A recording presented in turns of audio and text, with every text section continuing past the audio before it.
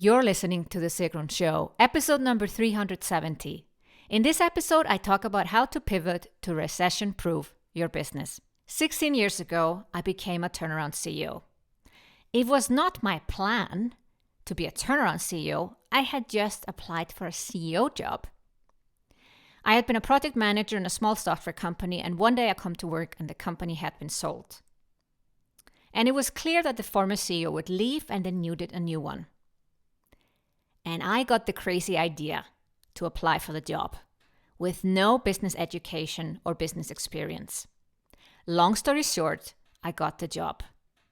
And instead of finding myself in a regular CEO job, which would have been a big challenge anyway for me, since this was my first CEO job, I suddenly found myself in a turnaround. The company had been losing money for 7 years, and the former CEO had not done anything to change things. So we were in a very tough spot when I took over. So instead of focusing on getting more clients and taking care of my team, I also had to make sure we had enough cash flow to pay salaries. It was definitely not what I had signed for, and it caught me by surprise. And maybe that's what you are experiencing right now. And I actually think it's what we are all experiencing because this recession caught us all by surprise. Yes, a lot of experts talked about a recession coming.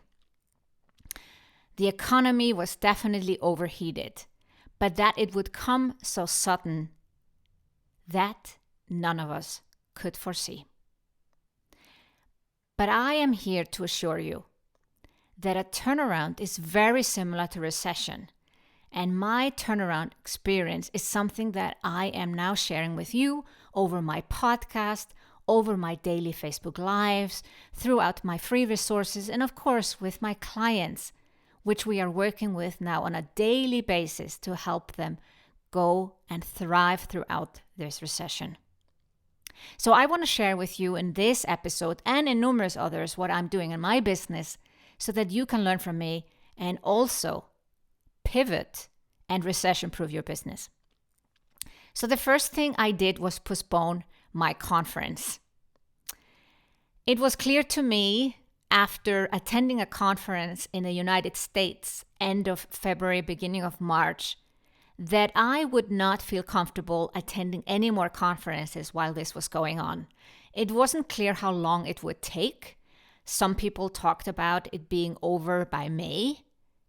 But I thought May, June, that's very close. And I took the bold decision to postpone before most others had the courage to do so. And now, as a recording of this episode, it's very clear to me that in June, things will not be back to normal. And even if the whole virus situation has weathered through, people will not have the confidence yet to travel. So it's good to know I made the right decision, but the whole point of that, when I made the decision, I did not know. And that's so important in a turnaround and in a recession. You have to be willing to take decisions without having all the information. This is really key, because if you take the decision too late, you have lost too much. In a turnaround and in a recession, you need to take decisions fast, without all the information, and be decisive. This is not a time for democracy, to ask everyone what they think. You really need to be willing and able to take these decisions on your own. Now, if you are in a program, if you are one of my Samba students or in Momentum, VIP and Red Circle, of course, you ask in your program and you try to get help from peers and your coach. But at the end of the day, you have to take the decision. Fast, without a lot of information, and decisive. Knowing if the decision is correct or not, you will not know that until later. Now I know that the decision to postpone my conference was correct, but I'm taking other decisions today where I will not know until after maybe 3 months or more if they were correct, but I'm still taking the decision. So it's very important to be a quick decision maker. You still want to take a bit of time to assess things, but not too long. Maybe just a day or two, and then you take a firm decision. So my first concern after postponing my conference, I talked about that in a previous episode, so I'm not going to repeat that, was my team. The first thing I did was to call my team together on a Friday afternoon with 1.5 hour notice. I felt going into the weekend after we had postponed a big conference and things were starting to kind of shake up in the news and things were getting more serious, that the team needed to hear from me. And I hope if you have a team that you have done that too. So we called the team together to tell them that these are challenging times, that I will have to make some decisions for the business and for the team, and rest assured, we'll do what's best. And we will do daily team calls while this is going over. We will create some extra resources for our clients and also for people who are not our clients. We will basically double down on everything. And so I took the weekend then to assess what we could do.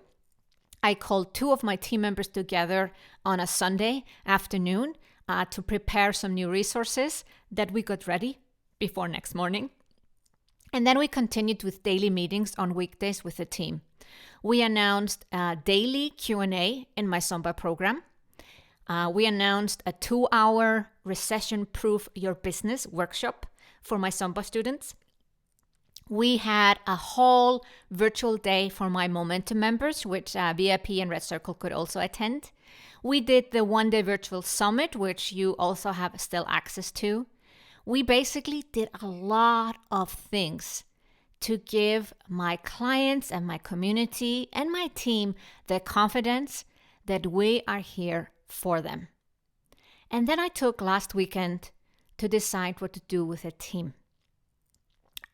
I had taken a whole week to focus on my clients, but keeping my team very informed. And now it was time to decide. Would I have to let someone go? What we have to do with our salaries? What financial decisions? Because a turnaround and recession is about cash flow. Those businesses who make sure that they have liquid cash flow will thrive. Those who don't will struggle and eventually go out of business. Cash is king, or actually queen, let's say. And it's important that you focus on that. Then the way I had my priorities was to talk about it with my team, then focus on my clients and community to calm everyone down, and then go back to my team. And I am absolutely certain that this was the right choice because I came back to my team earlier this week and announced my decision. So I take Excel and I dive deep, deep, deep. I do a top-down and a bottom-up approach, and that's something that's hard to teach over a podcast episode.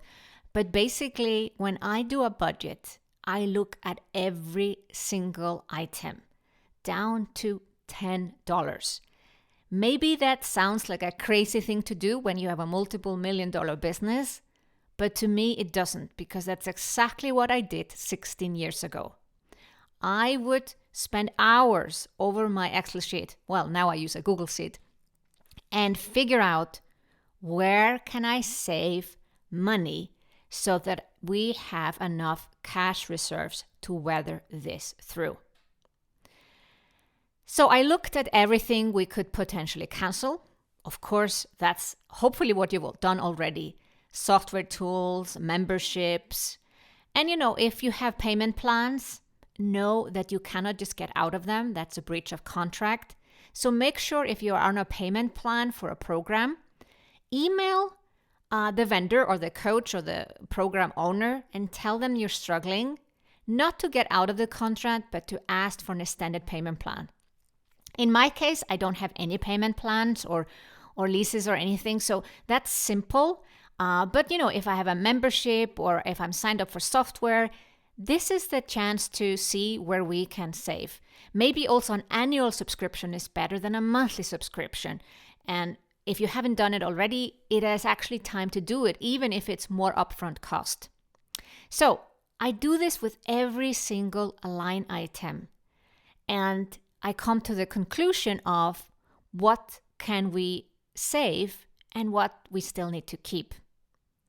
The biggest cost in most businesses are people. If you don't have a team yet, you have maybe not experienced that yet. But when you have a 7-figure business or even a multiple 6-figure business and you have a team, you start to realize that that's your biggest cost. I pay myself salary, so my salary and my husband's salary, who also works in the business, is also a part of that salary cost. And that salary cost should normally be 1/3 or 1/4 of your revenue. I think 1/3 is a good goal to aim for. And of course, ultimately, if you get to 1/4, that's even better. And here I'm talking about service-based businesses and not product-based businesses. So it might be different if you have a product-based business. So if your salary of your team members and yours included is not 1/3, you need to do something. My original budget for 2020 was $5 million in revenue. I have decided to dial it down to 1.6 million. Why? Because I want to be on the safe side. Because I always suggest you do a worst case scenario and a best case scenario in times of a turnaround or a recession. What probably will happen is the middle scenario, and that's what I am aiming for. I'm kind of aiming for the worst case almost. So by saying 1.6, we've already earned about 500,000 already so far in this year, but I'm looking at being certain. I am certain we can achieve 1.6. I think we can do better, but I want to be on the safe side. Then I look at the costs in my business and the profit margin. Now, I am not big on profits because I pay myself a salary. And I also pay rent to myself and other things in the business. So I don't have to have an actual profit so much. But I do think it's healthy to have at least 10%. And if you want to be really, really, have cash reserves in your business and you don't mind, and you're not taking it out in any other way, then it should be 30% too. And I looked at all of this and I saw that our employee cost would be too much for this new budget.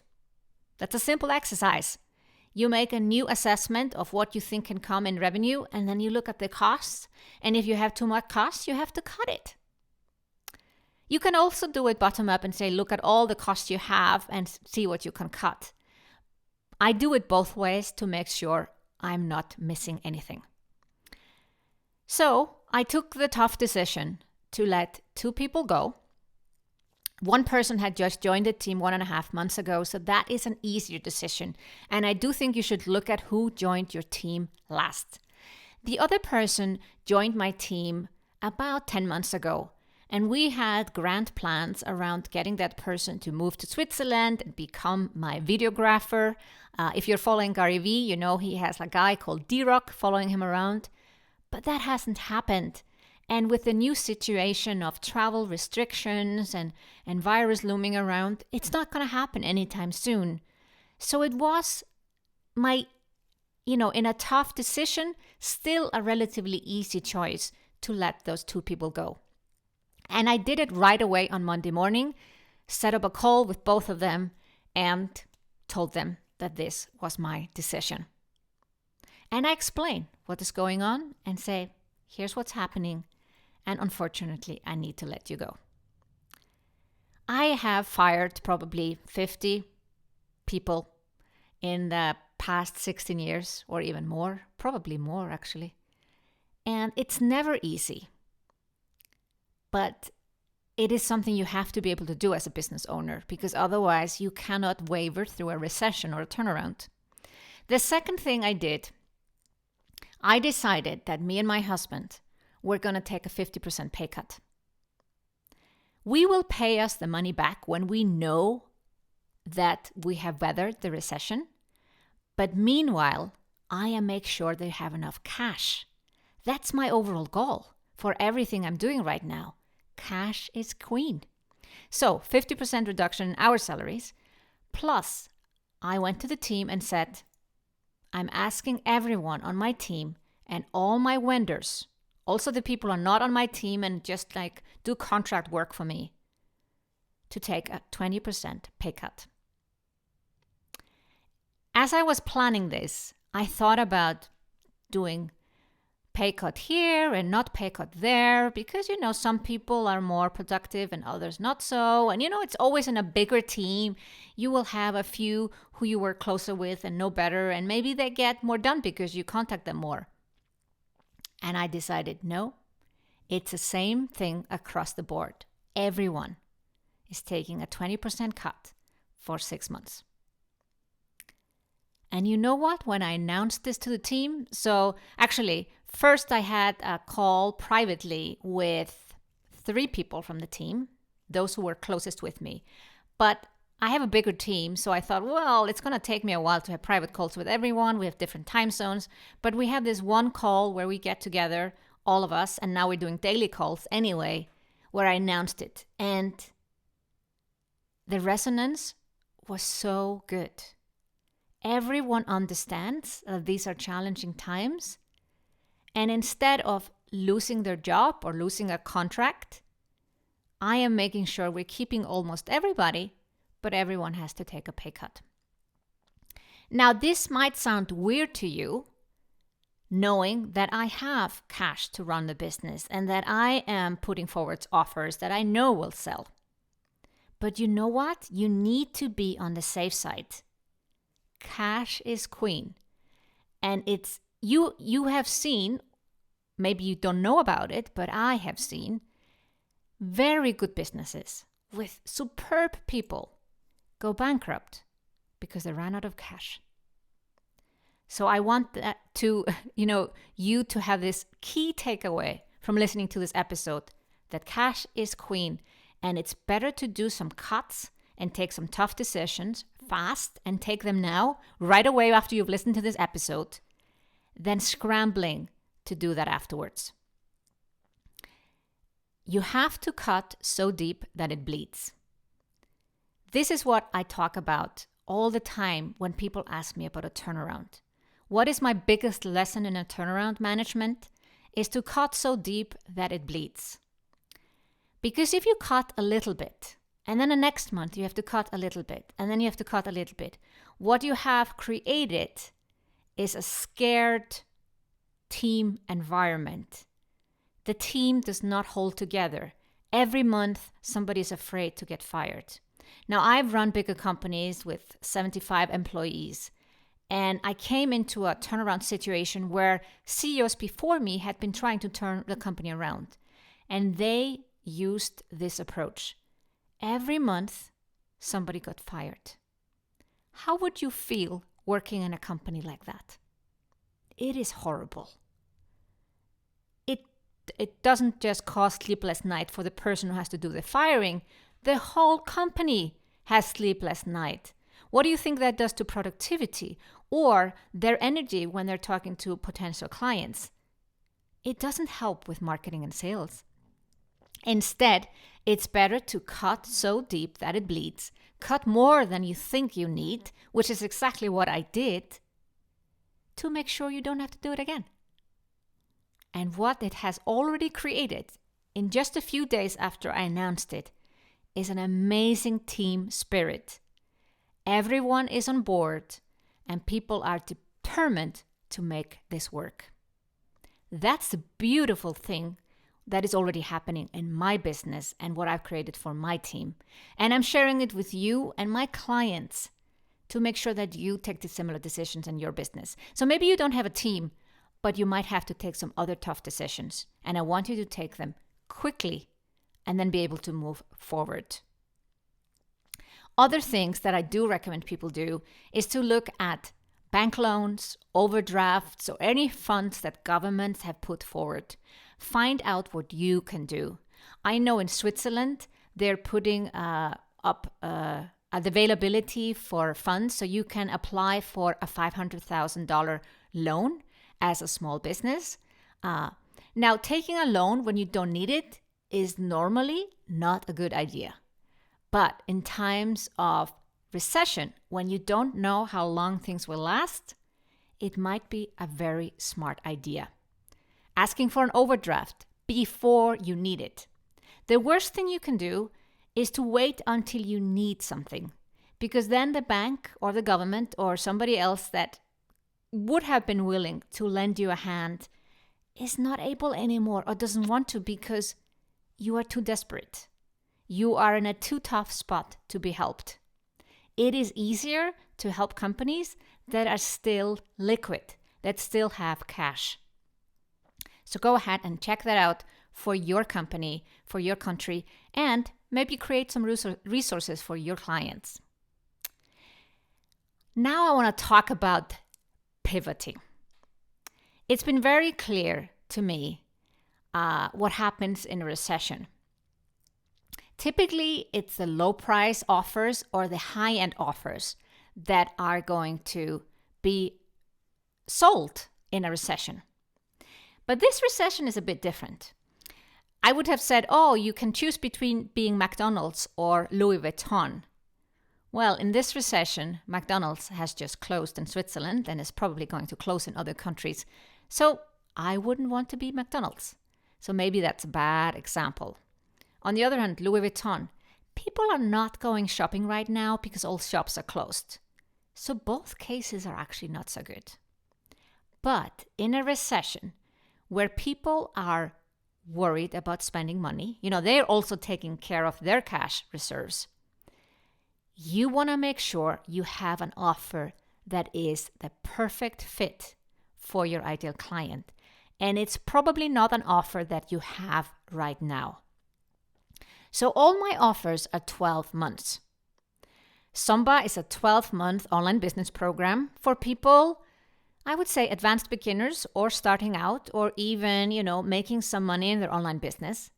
Momentum is a group coaching program, also 12 months, where I help clients who have started to make money online and have at least created an online course to take their business to $20,000 a month. And then I have VIP, which is also a 12-month program and starts in January every year for those who are already making $250,000 a year. And then I have Red Circle, where people are making around $1 million, and it also starts in January. Looking at all these programs, Samba starts typically January and September. We will have an opening in end of June, actually, because of the conference that I had to postpone. We'll do a virtual summit instead and then open up Samba. Momentum is open anytime, but it's a 12-month program. So it's for people who are more serious and who are already have some things in place. So it was very clear to me that I have to pivot. I have to offer something that is shorter. And the same thing might be for you. Maybe your programs are too long. Maybe they are too expensive. They might not be too long and too expensive in regular circumstances, but when things need to happen fast, as they need to do in a recession, your clients also need to see faster results. Although we see fast results in all my programs, it is just from the outside, a 12-month program is not something that people are as eager to sign up for. So I have come up with a new program. I'm not talking about the program necessarily here, but more about the pivoting. Some of you will not have to have a new program. Maybe it's the messaging. Some of my clients have perfect programs for this time. And actually, they've been selling them, but they've had to tweak their messaging. What I mean with that is that you maybe don't change the name of your program, but you change the reason why they should buy it. I'll take one of my clients has a membership for sewing. And going into a launch, at the start of recession was something that she was a little bit worried about. But for me, the messaging is so perfect. People are now at home. And yes, I know many people have their children at home, so it feels like they have less time. But as things settled, people will want to have some hobbies. They want to have some distraction. I'm even hearing it from my team members right now. They are picking up painting, reading, some other things to do. Because those of us who sit in front of the computer a lot, we are reading too much of the news. You should definitely follow some reliable news sources and check in once a day.